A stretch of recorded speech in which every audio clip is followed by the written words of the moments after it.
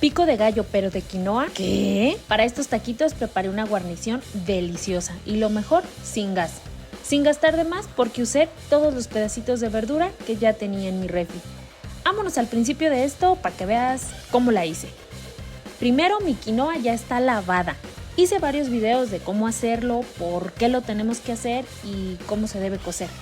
Ve, échales un ojo. Luego, tenía estas verduras, así que pues a recuperarlas. Un tip chido es que los rabos de la cebolla también se usan, no se tiran. Sal, limón, un chorrito de aceite y así de rápido ya quedó guarnición perfecta para unos taquitos. Oye, pero la puedes usar en cualquier platillo, ¿ok? Ponte creativo.